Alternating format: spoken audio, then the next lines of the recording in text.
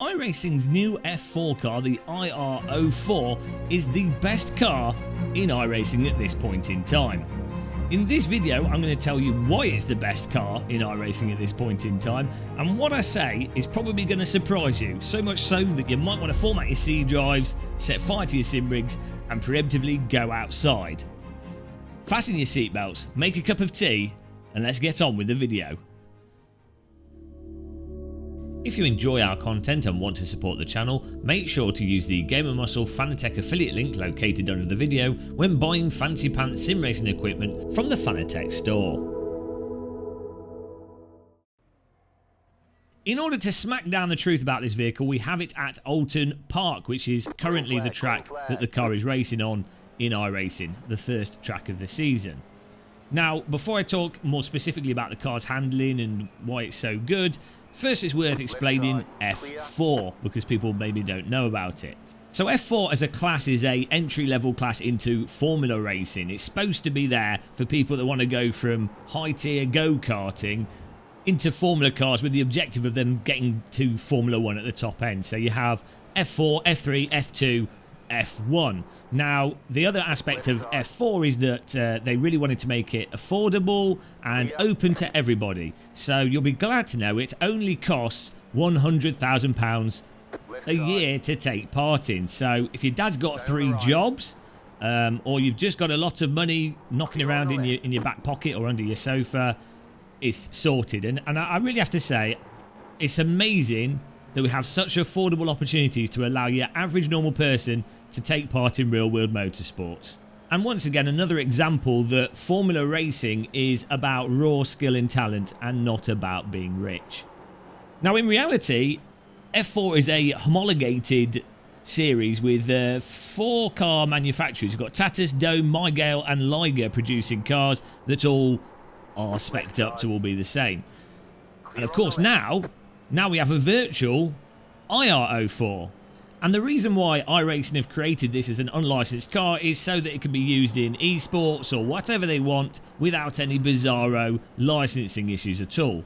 Now, the fact that this accidentally leaked as an FIA F4 car, we'll put that to one side, because if that was the case and this was actually a real car but then they debranded it, well, that could cause legal problems. So we'll put that to one side, and this car does not use any real-world data from any real-world specific licensed car that's no longer now licensed. But the car will handle very similarly, one would expect, to a real-world counterpart that it may or may not be based on with its data. Personally, I don't care what's real or not, and I've kind of lost track of where reality starts and ends because I've played too many simulators. So it doesn't matter to me, but what does matter is whether or not it's fun to drive. And, as you may have gathered from the start of this video if you're paying attention, this is fun to drive. This is the best car in iRacing. I would go so far as to say you could delete every other car in iRacing. I mean, I do like the Skippy. The LMP2 car's okay. There are some okay cars that I do enjoy driving in iRacing, but you could delete all of them and just have this car. Why? Why? Well, this car handles the closest to actual real-world cars. This vehicle, through some form of miracle, maybe iRacing paying attention to real drivers, I don't know, maybe iRacing ignoring iRacers that seem to think that cars have concrete wheels driven on snow. For whatever reason, this car actually has quite a lot of control at the limit. Crucially as well, this car tends to slide as a unit. If the back goes out, it tends to pull the front with it. If the front goes out, it tends to pull the back with it. And this is also on not just a fixed setup or the default setup, and the default setup's actually quite good, but the more leery and speedier VRS setups, which I think are the sort of benchmark great setups to use if you want raw pace setups. Also, what you find with this car is that if you do accidentally lock the wheels a little bit, you don't get stuck in a super monster lock-up slide like a lot of the cars or older cars in iRacing. As soon as you come off the brake from a little bit of a lock-up, the grip returns to the tyre almost immediately. Now, you will understeer a little bit, you won't brake the corner optimally, but it's not the end of the world like it is in many of the other cars in iRacing. Now, don't get me wrong, I know I sound like I'm being too positive and we don't want that. don't get me wrong, it still does have iRacing physics. It's, you know, you can feel the underlying iRacing-ness to it. You know, it is iRacing that you're playing. So there are certain quirks to it, specifically the iRacing quirk of if you go into a corner slightly too hot, it's very hard to bring the front back, if not impossible, to bring the front back from understeer. Now, the tyres seem to be more grippy in general, and that understeer doesn't mean that you're going to understeer all the way off the track. Like, you can still slow the car down before you run out of track, even on tighter circuits like Alton Park here. But it definitely does massively punish going into a corner slightly too hot. You'll find in other simulators, you can, if you've got your brake bars further back, you can dab the brake a bit, or you can steer a bit more. Even if you're not doing the optimal turning or the optimal speed for the corner, you've overbaked it a little bit, you've got a bit more recovery there. And that's also my experience with real cars, my very limited real car experience. If you're not massively over the fronts going into a corner, you still have a little bit of purchase there, suboptimal purchase, but a little bit that you can use. iRacing is just very brutal in that and really does enforce making sure that you've got the speed off going into the corner, and that applies more and more as you start getting closer and closer to the actual track pace. You really do have to get that entry speed for it to hook up very precisely right. So this car still has that character of iRacing, which I find tricky and a little bit unrealistic, but if you do get it slightly wrong, it's not the end of the world. So it's not ruining the race for you pushing, basically. And specifically where it is really nice and forgiving is on the throttle at low speed, and also if you're going into a low speed corner and you've thrown the car in a little bit, this car has more play than any other vehicle in iRacing with the slick tyres on it, in the sense that you can actually crab walk balance the car a little bit. You can actually hold the car at the limit a little bit. Like, this is something that's eluded iRacing, where pretty much universally in iRacing, there's been a couple exceptions, but pretty much universally, if you try and push and actually work the car through the corners rather than drive hyper passively, iRacing would just slap you in the face with a concrete slab and go, no, sorry mate, you've gone over the limit there, spin. Oh, you've gone over the limit there, horrendous lockup. Oh, you've gone over the limit there, 14 million years stuck in a superheated slidey tyre. But bizarrely, even if you catch it and the car's stable, still acts as if you've got shopping trolleys attached to the back of the vehicle. This vehicle massively mitigates those aspects of the iRacing physics that you find with most of the cars. I think so far the only really sort of surprising handling dynamic of this vehicle that caught me out was at mid-speed corners when you're going over a crest and you throw the weight in. If you do push the rears over, the car will just get locked in a slide that you can't really recover. But you know, you can quite easily avoid that type of slide by just making sure that you don't go over a crest with too much turn on the vehicle. I think a real vehicle will still be a little bit more pliable, and if you're quick enough, you might still be able to catch it in situations with this where you can't catch it, especially given the amount of downforce these types of cars have. But relative again to other iRacing vehicles, this is just on another level. It's like a complete philosophy change in how you as a driver can approach driving the car. And again, I think this is really like one of the only real cars that I've driven in iRacing where it's not a case of always holding back off the limit and trying to be before the limit wall, the death cutoff. This car lures you into trying to lean on the tyres more, and yeah, you're going to do slides and stuff that aren't conducive to a faster lap time, but you can work yourself up to a faster lap time. You can go over what would be a faster lap time because you're sliding too much and you're overdriving. Overdriving is not a concept available in iRacing, really. I mean, you can power slide overdriving, weird stuff, but not overdrive as you could with a real car or in some other simulators. But you can overdrive with this, and then you can dial it back down. Now that makes it so much more fun if you're driving a car and you're learning a new car and you're learning a new track, because it means rather than, oh, you've gone over the limit, you have to do a full reset, it's race over, it's game over, it means that you see the failure that you've had in a slower lap time, a little bit more wear to the tyres. Not death. You just performed worse, and what that means is you then can find the limit faster because you overdrive. Right, I've gone over it. Delta's getting worse. Tyres are worse. I'm going to drive under it, and I'm going to try and balance it and hold it at the limit. The objective to driving quickly, and for me personally, the most compelling part of a racing simulator and driving is finding the limit, holding the car at the limit, and then it's a case of optimizing brake points, actually do the apexing properly.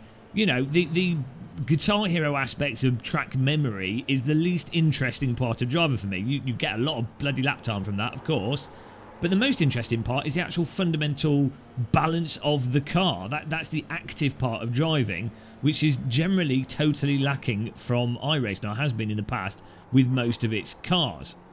Now, the most important part of this balance aspect and having that play at the limit, and where it really comes into play with this F4 car, is racing. Because what happens is, let's say you've got two drivers that have good Guitar Hero pace. You know, they're great on the brake points, great on apexing. They've both got the similar track pace. Now, the only way those two drivers can battle each other with one driver slightly offline than the racing line, or both drivers off the racing line, is that they're both having to explore a new limit. They're not on the optimal line, and they're both having to balance the car through the corner in completely new ways. Now, if a car doesn't support being able to actually recover those slides or crab walk it a little bit, or it's just brutally unforgiving for that, well, you can't have proper side-by-side racing, because you'll see this happens in F3, the F3 series, and a lot of other series in iRacing that we take part in. The moment that the cars are off the completely rehearsed, memorised line, people just fly off the track and lose it. And they can't actually hold the line side by side because it's just mental. Whereas with this, when you have side by side, or someone makes a slight mistake, or they have to take an unconventional line but they still want to get a fast exit from it, they're working the car. They're actively pushing the car to get the most out of it, rather than a pre-rehearsed routine to go through, and that makes the racing so much better, so more dynamic, closer, and also strategic. So it's just what you want from a racing simulator. Other sims have had this for ages, for literal decades, but this is a relatively new thing for iRacing. Now, I'm not going to get comments of people that are totally going to misinterpret what I've said. I'm not saying that in other cars you can't have side-by-side driving. There are cars where you can have side-by-side driving, and even in the F3 car you can have side-by-side. I've done a whole lap side-by-side. But the amount of concentration that takes, and the statistical likelihood of just losing it for doing something slightly on or over the limit is insane. Relatively speaking, this is like 10 times easier than many of the other cars, especially Formula cars in iRacing, especially cars with slick tyres. Yeah, also Formula V. You can have side-by-side racing, but generally it's not side-by-side whilst you're both balancing slip. You're side-by-side whilst you're both very much in the groove and have full grip of the tyre. I've just realised I'm going to get so many comments on this video. But, yeah, in short, though, this is awesome. And it's also very approachable and really easy to drive fundamentally, which it should be. It's a Formula 4 car. You have people going from go-karting to this. It's an introduction to Formula racing.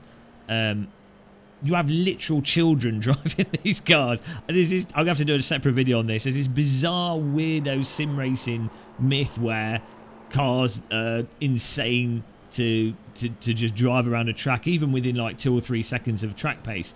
Real cars are not hard to do that in optimal conditions, to be clear.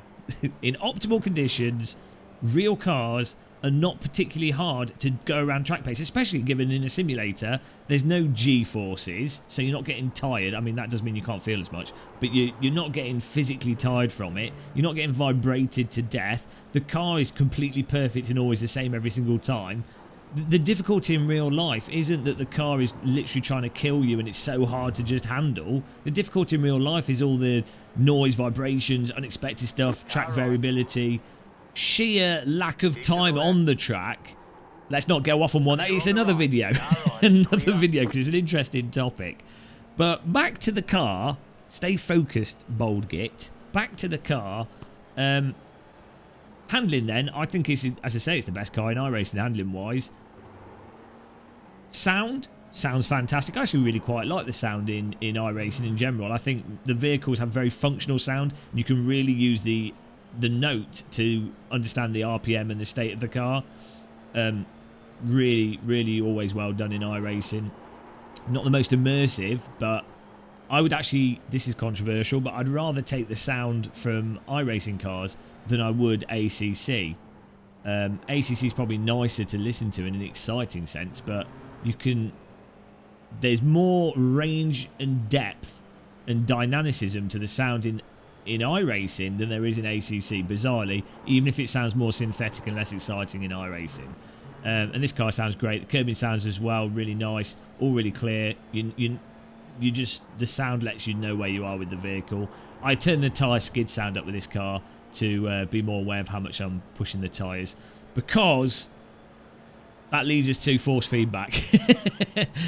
Unfortunate. Well, okay, positives. This has probably got some of the best force feedback out of any of the cars in iRacing, and you can drive this car pretty well. You can drive it without IIFFB and not feel totally handicapped, so that's really good. It's nice that you don't need external tools to fundamentally drive and play a car, and I think a large part of that also comes from how forgiving the car is at the limit. Means that you don't necessarily need as detailed force feedback to still be able to drive without the car killing you. And I would say you do get really much more depth from general tyre grip feel, especially mid-corner when you're pushing the car and if the grip falling off through the strength of force feedback. That is a lot better than many cars in iRacing. Unfortunately, though, it's still like every other vehicle in iRacing has no feel for braking, so you can't feel for sort of threshold braking. You can't feel how much you can push the brake where the tyre's at the limit on the brake. You have to just learn that and do it through sound. Without IIFFB, there's no rotational force feedback. Like it will align, but no preemptive force feedback for you to feel where if you're approaching the limit of the rear, and also if you're in certain slides, like if you do try and drive this car quite aggressively, which you can actually get away with, and as I say, quite productively for lap timing in certain cases, you will definitely find if you drive this car with IIFFB, it will give you a lot more confidence because you can feel what the rear of the car's doing more.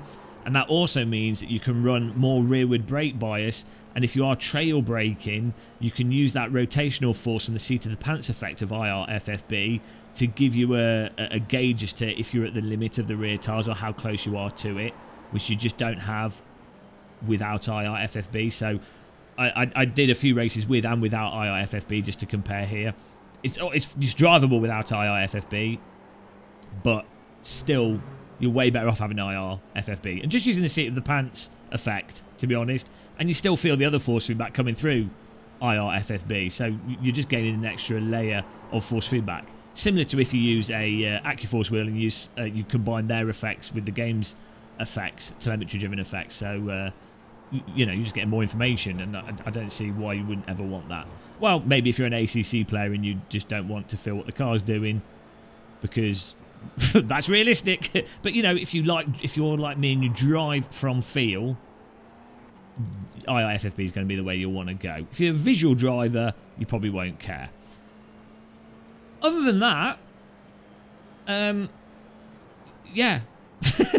You've just got to. You have to try this car, and it is definitely worth getting. The US F2000 was my previous favourite car in iRacing. That car is now redundant. It's time to just get this car. Forget the US F2000. It still runs, and this runs every 2 hours, and USF every alternate hour.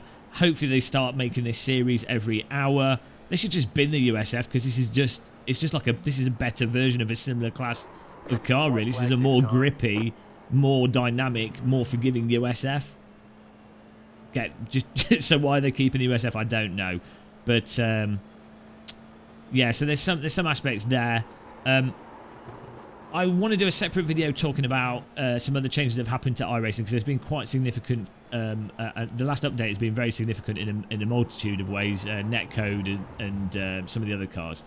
But what you have to do is you have to try this car. Trust me, if you're more of a fan of AC, rFactor 2, Automobilista 2, AMS 1, other simulators, Race Room, if you're more a fan of those and you're more a fan of driving at the limit and actually balancing a car as opposed to memorising Guitar Hero lines, if you're more a fan of driving, you will like this car. I promise. If you're signing up to iRacing, make sure to use our iRacing link. Watch out though, it does put auto renew on, and if you are signing up, be reminded that iRacing typically costs £350 in the first year and around £250 each year after.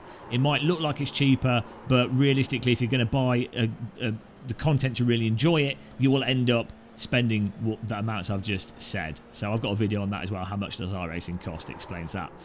But there you go, guys. With me coming across the line in a healthy 3rd place, raw skill, not to do with people binning it due to Alton Park being green track of death, raw skill alone, raw track pace. With us coming 3rd place, that's the end of this video.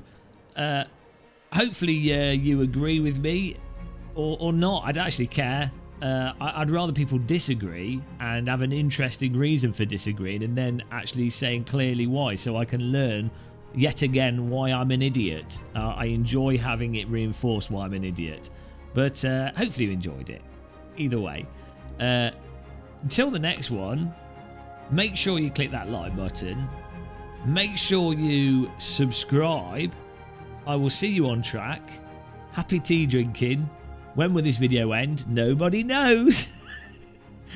Goodbye, guys.